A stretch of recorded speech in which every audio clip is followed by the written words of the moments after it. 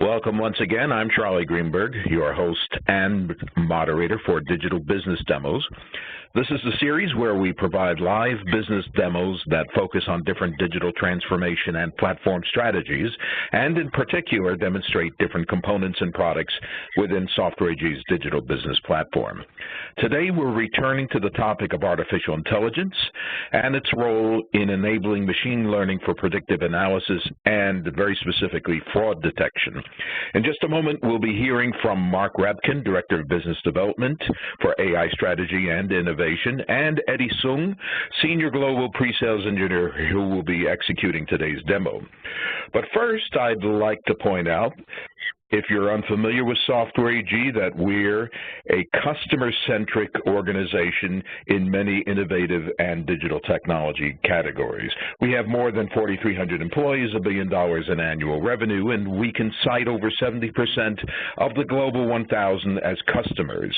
And those customers include well over 2 million developers at leading organizations who have adopted web-methods products to innovate solutions and build applications, cross-industry, cross-private and public sectors, and who rely on Software AG to complete their journeys as digital enterprises by using the end-to-end capabilities of the digital business platform.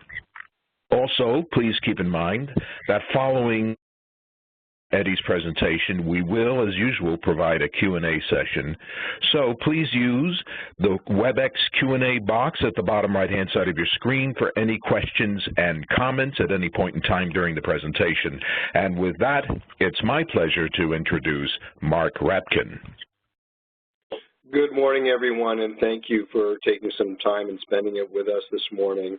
Charlie just gave a great overview of Software AG. I'll be talking about Software AG AI, and then turning it over to Eddie, who will be showing you, what building a model with R looks like, and then what deploying that using Zementis predictive analytics looks like, and how we enable the utilization of these models within complex IT environments in a very effective, efficient way, and provide a further demo and concluding, as Charlie said, with a Q&A session as well.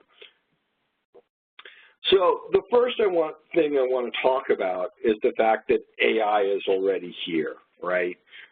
We see this, and we see that AI is being invested in across many industries. I also like to point out that AI, or artificial intelligence, doesn't have a universally agreed upon definition. And so when it was first came into being in the 1950s, it was used to refer to two different things: expert systems, human-assisted systems, and the singularity, the computer that could not be differentiated from a human being. But when we in the business world, in the enterprise world, are talking about AI today, what we're really talking about is the evolution of big data and analytics. So about 10 years ago, along with the rise of Hadoop, people started talking about big data and analytics. Marketing terms like that have a half-life. It ran its course. And so now we use AI to refer to not only AI-oriented things like machine learning and deep learning and cognitive computing, but also data mining and predictive analytics and more traditional things as well. The growth for AI is projected to be quite huge. You can see where we are today in 2018 at probably about $1 billion or so spent on it, growing to $11 billion by 2024. So that is a pretty impressive growth curve, and I think we all know the reasons for that. But what I want to spend a little bit more time talking about is AI in a 24/7 real-time connected world, or what we all commonly refer to as IoT, or the Internet of Things, or the Internet of Everything. And if you're thinking of from a very traditional financial services perspective, you might be asking yourself, hey, Mark, why are you talking about AI and IoT within the context of, say, banking? Well, in a world when Amazon is opening stores where payments are done completely electronically without, any humans involved, when people are using their Teslas to mine Bitcoins, right, and these devices are becoming more and more prevalent, and the features and functionality of the devices that we use and the variety is getting broader, and as more of these things integrate, it's very critical for financial services institutions, whether in banking or insurance or anywhere else, that they're paying attention to this. And the thing about IoT is the first phase of it is organizations connecting and managing devices. So chances are most of the people on this call had a mobile phone before they were smart. Apple introduced the iPhone in 2007. Those were connected and managed devices. They were useful. But what happened when that data that was flowing through those phones became more accessible and more usable to you, the consumer, and to whatever business was providing you applications, products, and services? In 10 years, by connecting one category of device widely, trillions of dollars of value was created. So when you look at reports from consulting firms like McKinsey and Accenture, and they say trillions of dollars over the next 10 to 15 years is going to be created by IoT across all industries, financial and others, then that's what they're talking about. What they're looking at is, wow, what happens when we connect and manage all devices? And what happens when that data becomes accessible and usable? What does that mean, right? And the only way that you create that value beyond just the connecting and managing is by applying AI, machine learning, and predictive analytics to that data. And that's what we're going to be talking about today. And yes, we're talking about it specifically within fraud, but it's a wider conversation as well. I love this slide from Forrester. I think it's great. Particularly in the world today, again, we're all carrying very powerful computers in our pocket, and we're very impatient with regards to what we expect in terms of response time from websites or applications and the companies that sit behind them, right? And so what this slide is showing is that, your highest value responses often are you have a very short time frame depending on what you're doing. And the longer that you wait to respond, then the lower the value that you're going to see from that response.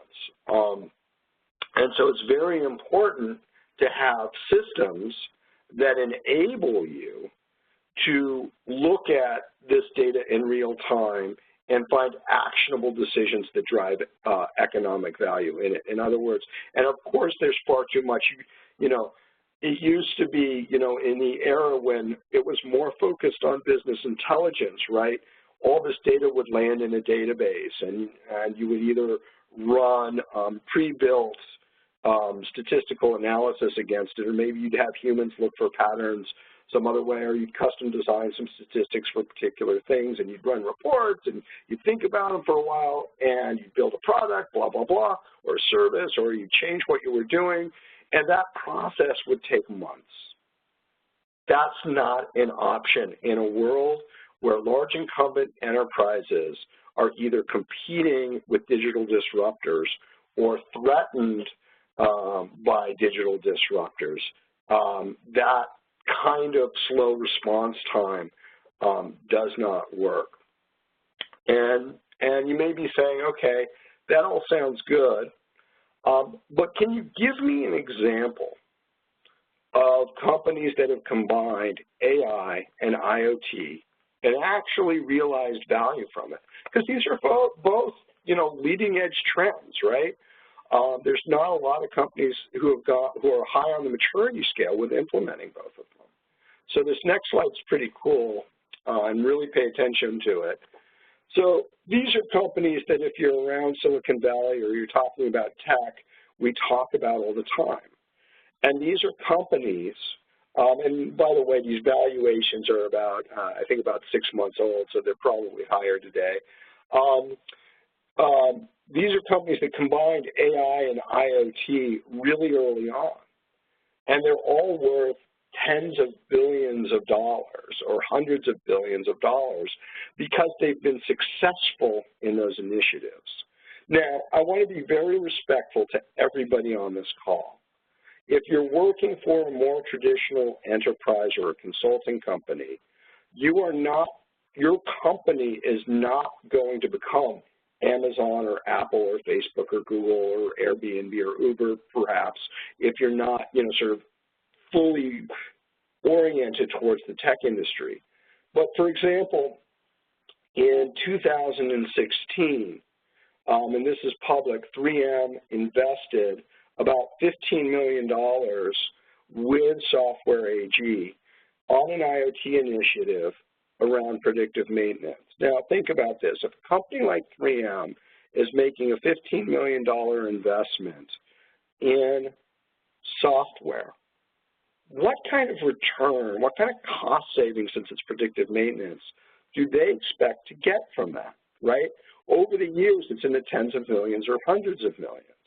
So then you apply, the valuation metric to that, 9 to 12x, whatever it would be, and all of a sudden, you're looking at billions of, or either hundreds of millions or low billions of dollars being created.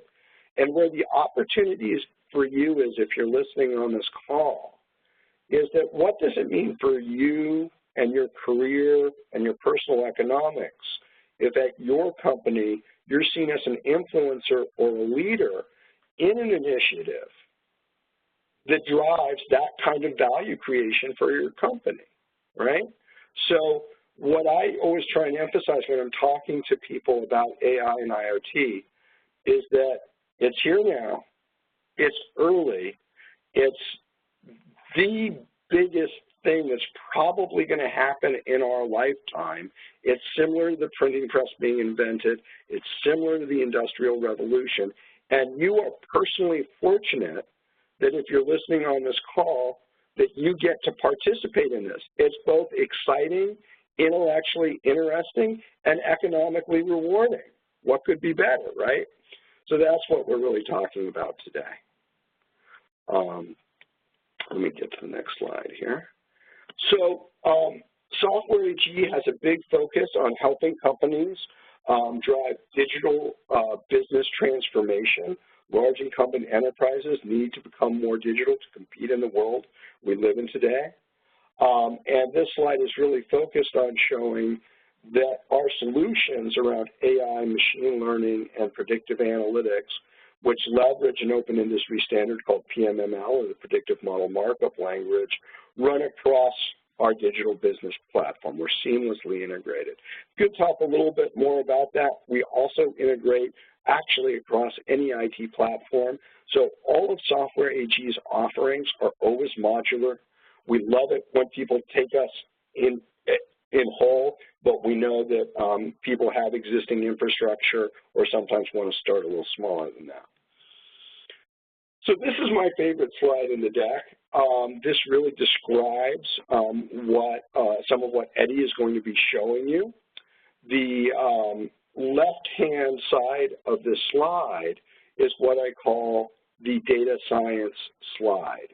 So we've got a listing here of the most commonly used data mining, data modeling tools. It's a sample representative listing.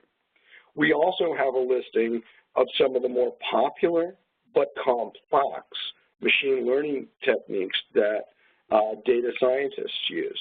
Now, I want to point out that we've notated that I just lost the slide for some reason. Thank you.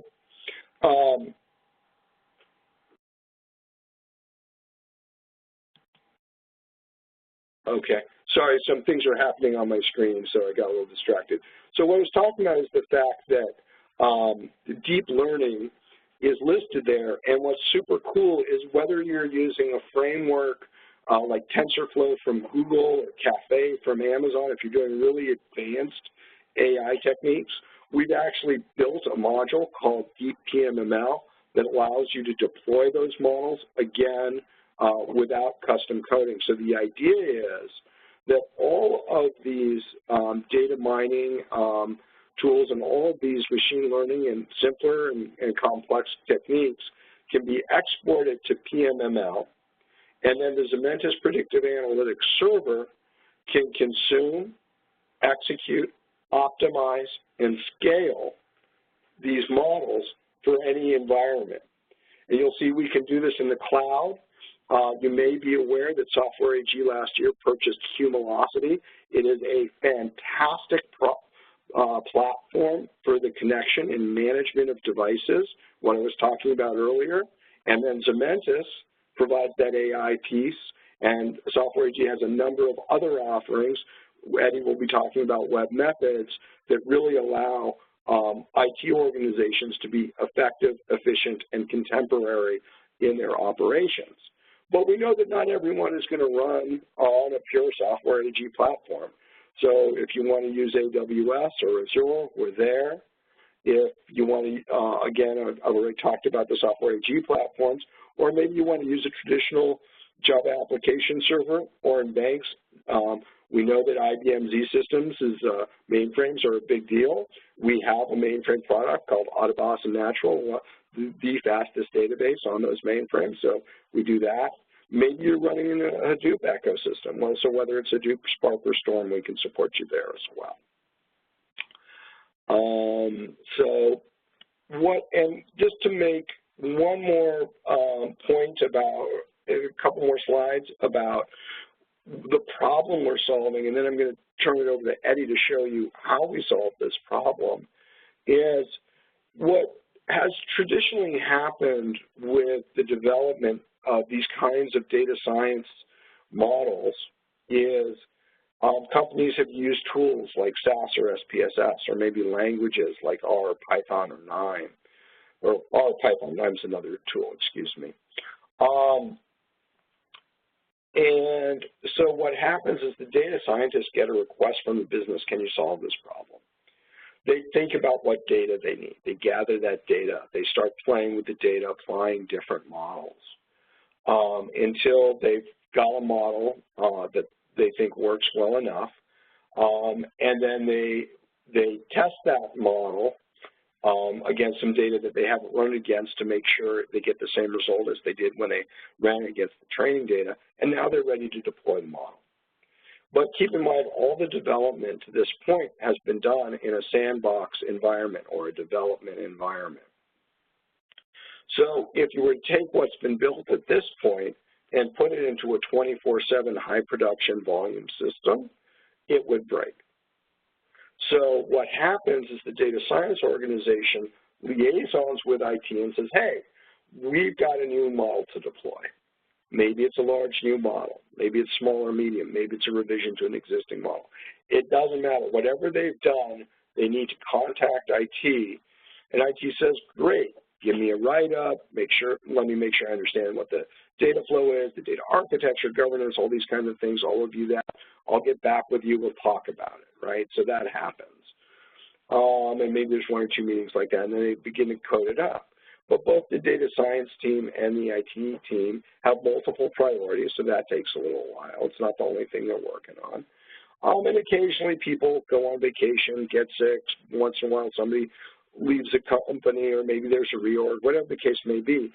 The point I'm making is that each model deployment project has the same characteristics of an IT project. And it's not unusual to see it take 6 or 9 months to get a large model deployed.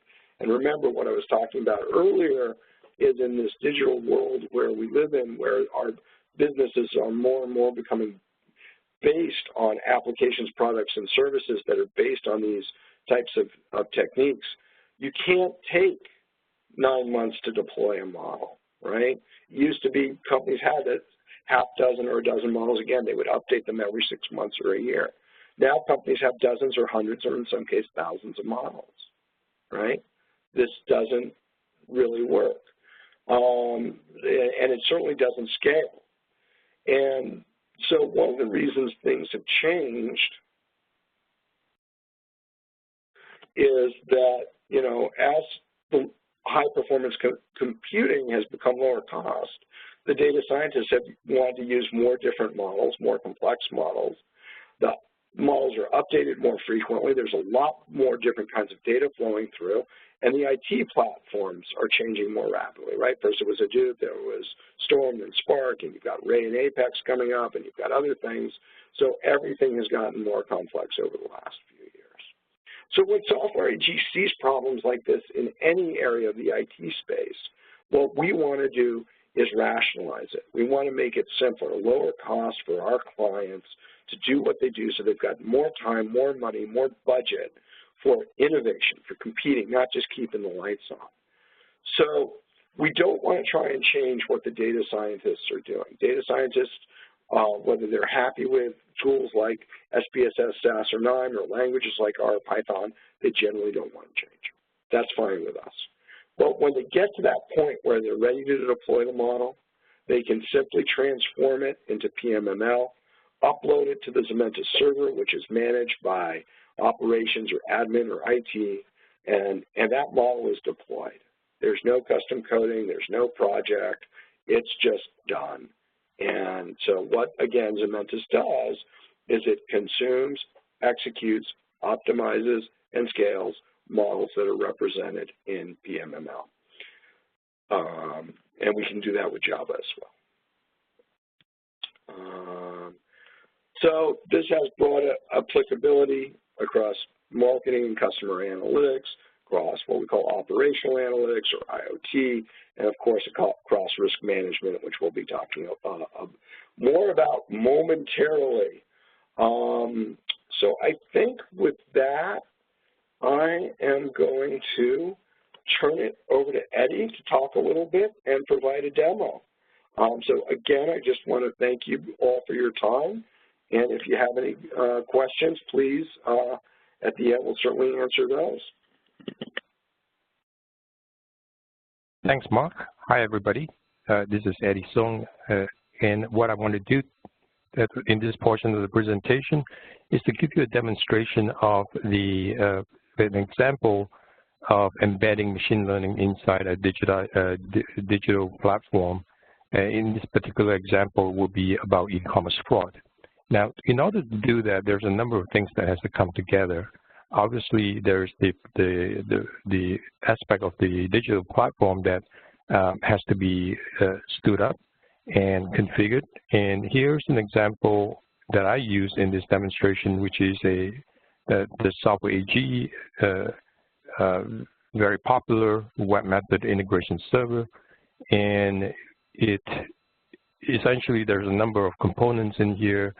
In the demonstration, I am just going to be I have implemented this part which is the integration service, and it will communicate with the Zementis server that is stood up in a separate server somewhere. And in this particular example, I'm actually communicating with the server somewhere in the cloud.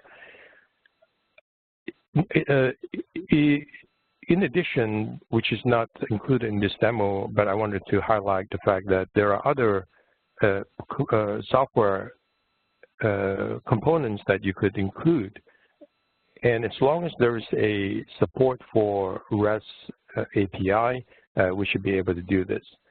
Besides the platform, we have the need to follow a certain process to incorporate the machine learning. And that includes of course, you have to start off by building the machine learning algorithm, and this is where the data science spend most of their time, creating the model, using whatever tools that they like. And I personally prefer to use R, and sometimes I use Python. And once that is the model is built and tested, it gets deployed. And this deployment phase is where we insert it into Zementis in the server, so that it can be served up to any application outside that uses the REST API through the integration server that will be demonstrated here. Now, I'm not sure if you are familiar with the process of building models, and when we talk about models, I think for the sake of those people who are not familiar with machine learning, it is just like writing code. In this case, I write code using the R Studio, which allow me to write models in R language. And when we talk about building a model, it's really a one line inside of this R script. If you will, R script is the software code, but the model is a single line in R that says, given this data, build me this model that is, for example, a random forest. There's a bunch of different types that you will call, and they represent itself as machine learning functions. So there will be a random forest function in R that I can use to build and train the model with the data that I'm sending in. That is typically the training data. And at that point, it would create a model for me. And it is more involved than just creating a model. You have to test it, and as you saw in the previous slide, the closed loop process, you have to test it, and you have to do a number of things before and after you build a model to actually create a model that you can, that is deemed production ready. So assume that we've gotten to a point where we have production ready software model. The next thing you want to do is to be able to upload it to a platform that is able to understand PMML, because that's what we do. Once a model is created, we convert it into PMML. And here we are looking at the Zementis server through an interface called the Zementis server console, obviously, surprising. And we will upload the model. Oh, actually, I'm sorry, I jumped ahead. So let's look at just creating the model. And I have an example. This is R Studio. This is a very common interface to a development environment to build a model. And I have a model here, script rather, and as you saw in the slide, and this is the line. This one line is the one that creates the model. And this is a very simplistic example, but obviously in the real situation, there's a lot of things going on, pre-processing, transformation, and all that, before you create the model, and then testing it and all sort of stuff. And when you get to a point that you're happy with it, you create a PMML out of that, put it out to a file. And let me run that. As you can see here on the right-hand side, there is no PMML file. This is where the working directory is. And I'm going to run this and see, and you'll see what I mean. So it's getting data, creating the model, converting the P to PMML, and save it out to PMML. And now you see this PMML here. Now, after this point, you will then switch over to what I did earlier, is to switch over to Zementis. And while I'm showing you using this interface, I would actually be uploading this PMML through a REST API, and also invoking, sending data to this model in Zementis through REST API and getting results back. And that's what the whole demonstration is all around. But I want to show you how the PMML is uploaded. And so we will just add PMML here and select the PMML. This is the PMML that I just created and uploaded. And that's done. And when it's done, you see there is this PMML model that I just uploaded, and internally it's called 3D test. And once it's loaded, it's ready to be used. And I have already loaded a e-commerce fraud PMML, which is a representation of the e-commerce fraud model that I use R to build and convert it to PMML, and now it's loaded here as PMML. And once it's loaded, it's ready to be used by any system out there that that's able to communicate with the Zementis server through REST API. And this is where we jump over to the designer, because one of the things that we have to do is to, in integration server, to build an application. For this demo, that's what I did. I create what we call a flow package within the integration service, the software AG designer. And we have a flow kind of similar to a program, but it's got the graphical interface to help me build the various steps. In this case, I'm reading a CSV file that has a number of records to simulate the incoming e-commerce transactions. So somebody wiping a credit card and a line of record, the transactions that are being sent.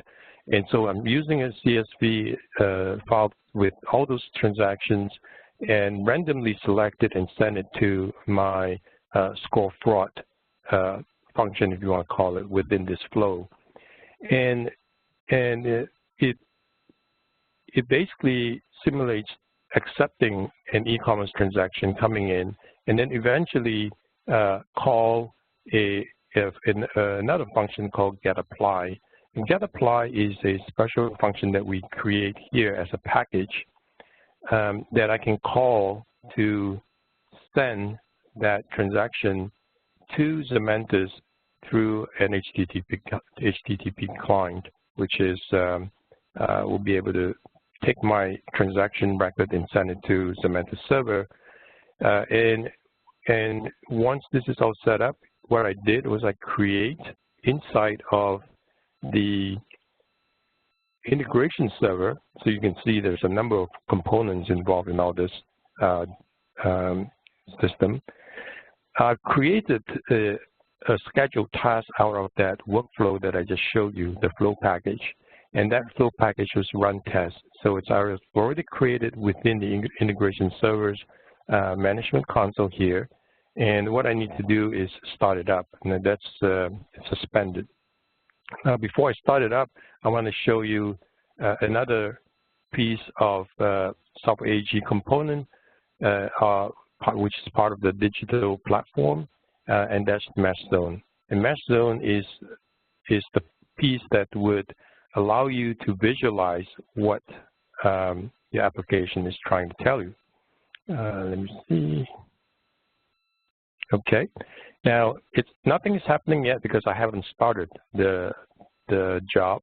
So let me go back here, and now we're started up. Okay, so it's active now, and if we go back to this, we should see. Let me do a refresh. So it's starting. See, it's moving. So you can see the transactions coming in, representing the e-commerce transaction. And as it comes in, I'll take this. I did not show all of the features that is required in the model, but nevertheless, these are some of the features. And it gets fed into the model that is in Zementis server through the REST API inside of the integration server. And it returns the score result. This is the score, which is the prediction of whether this transaction is potentially fraudulent or not. In this case, anything that is considered fraudulent, we highlight it with the word suspect. And this one is approved, so that's okay. So all this decision is being made by the prediction model. And that's the rest of it is just standard KPI.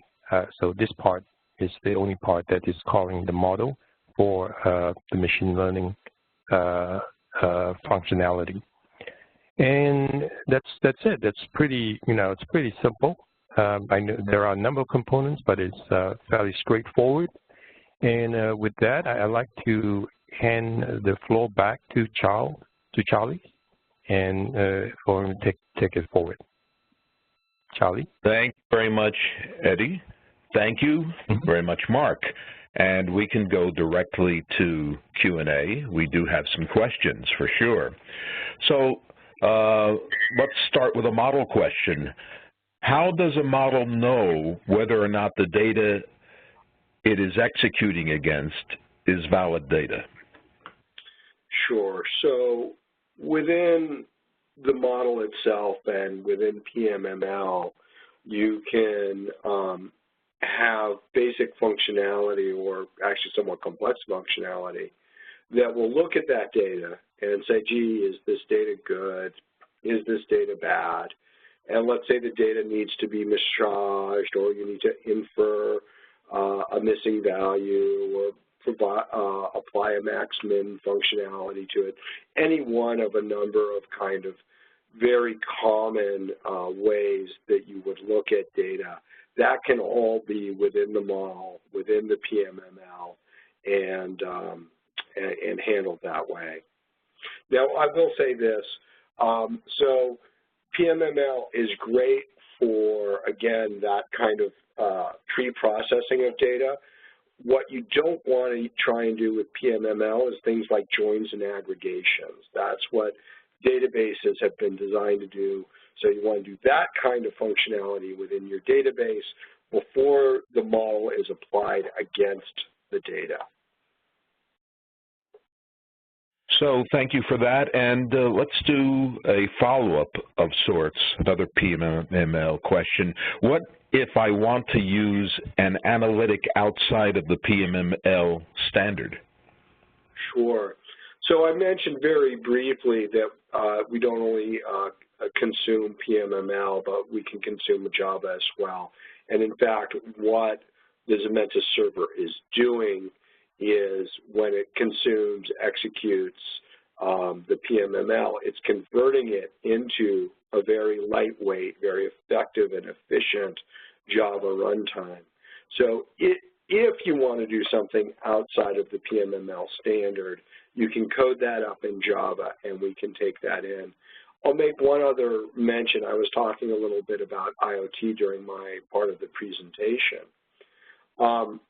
Because we're converting these models into very lightweight Java runtimes, if you've got an IoT network, we can go out as far on the network as you have Java. So if you want to do edge analytics or fog analytics, we can do that. We don't have to live on the server. And we, in fact, have deployed models onto Raspberry Pi devices to give you an idea of how small these models can get. So in any case, that is the answer to that particular question. Thank you. And as you can see, we're providing contact information for both Mark and Eddie. If a question occurs to you once we've concluded today's presentation, we invite you to use that contact information to pursue answers to questions that arise after the fact. And, of course, use the WebEx Q&A box right at the right-hand side of your screen. If using a model in a real-time, 24/7, 365-day production environment, all right, how do I switch it out to a new model in that kind of rapid, high availability? Sure. So what you have is you have your current model running. Let's say we had our, where are we? We're in January. So we've got our January 2018 fraud detection model running. And we want to switch it to the February 2018 model at midnight tonight. So what we would do is we would upload the February model, have that up and running at the time we want it, and then we would take down the January model. So it's very, very straightforward as to how to do that, and really very, very simple and easy. What is the learning curve for a web methods developer to start creating models? Eddie, I'll let you take that one. Yeah, the process of building models is slightly different. It's actually quite a bit different from building a program, a standard program. You have to first of all understand a new language like R and Python. You need to understand the modeling process, meaning that you'd be surprised that in building a model, the time that you spend building the model is only 20% of the entire period. most of the time you spend is in data exploration and transformation pre-processing. And once that's done, you have to figure out the machine learning technique to use. There are two types, two broad category, whether it's regression or categorical, sorry. And depending on those, there's different approaches to each one of them. The best thing to do, and that's what I did too, is if you want to get involved in data science, there are a number of online courses that you can take, and most of them are free. And I would suggest you do that. Work on the exercise from simple to complex, and within no time, I think you will appreciate the process of building models and the skills to build it. So obviously, getting hands-on experience on real problems would be very helpful in reading papers and examples of how other people do applied machine learning. So that's that is my advice. And let me add to that for people that might be a little bit less technically oriented. Maybe you're not looking to become a coder, but you'd like to go a little bit deeper than perhaps what you read in the articles, either online or in print, about big data and analytics and AI and machine learning. The beautiful thing today is that if you went to Amazon and you do a search on books about artificial intelligence or data science, you can find a number of books that are targeted towards the sort of New York Times, Wall Street Journal reader that are about this. And I have found them very helpful. If you want to contact me separately, I can recommend some. But there's easily a dozen plus books out there written by true experts in the field, you know, and I'm going to assume everybody knows how to differentiate those from, you know, things that people have just kind of thrown up on Amazon. So anyway, I'll throw that out there as well for those that are maybe a little less technical but want to learn more. Great, Mark. And I think we're coming to our final question. Will this system work if I'm looking at extremely high volumes of transactions and SLAs in the milliseconds? Absolutely. We have applied our solutions to, you know, over places where they were doing like 1 million events per second. We recently had a large bank that wanted to apply a 30 million line random forest model. This is exceptionally large. It goes beyond what the academic literature suggests you do, but this is what they wanted to do with regards to credit card fraud. And we were able to execute that model against hundreds of transactions per second in a 3 millisecond time frame. So it's a very scalable, very effective, and very efficient system. Now, what I'll say about this also is the Zementis solutions are very sensitive to hardware performance. So let's say you've got a server that's running at 1x. And when I'm referring to 1x, I'm talking about CPU speed, bus speed, memory speed, the whole thing, right? Not just one component. If you then put our software on a server that's running at 2x, we'll run twice as fast. Now, obviously, there's an upper limit to that. We haven't found it yet. We know it exists. So depending on what you're doing, you know, we can architect for what either your or your client's needs are. And we're always happy to engage in those conversations and figure out how to make this work for them. So if that's the last question, if you just want to, oh, go ahead, Eddie. Oh, I just wanted to add to what Mark has said. Since this is covering the Software AG digital platform, if you were looking at real-time streaming analytics, there is also Zementis that is implemented inside of the Software Agile Palma product. So that's something else that you might be interested in looking into, and I'm sure Charlie has some webinars that may have already been recorded or scheduled for presentation down the road. So just thought I'd throw that out there.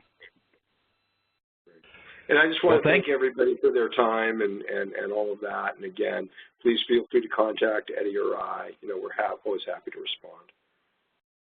And I'd like to thank you, Mark and Eddie, for presenting this fantastic topic, very important topic. It's coming up in so many different areas now. So those areas will be coming up as well again. And as you can see, as usual, we're closing by showing you the list of upcoming live demos. And if you notice, on February 14th, also known in many places as Valentine's Day, we're going to start presenting not only technology, but the use of technology in IT transformation for various verticals. The first one coming up is manufacturing, so that's going to have a different tone, a different look and feel to it, and we hope you'll register for that. In the meantime, have a great rest of the day, and we hope to see you soon. Thank you, everybody.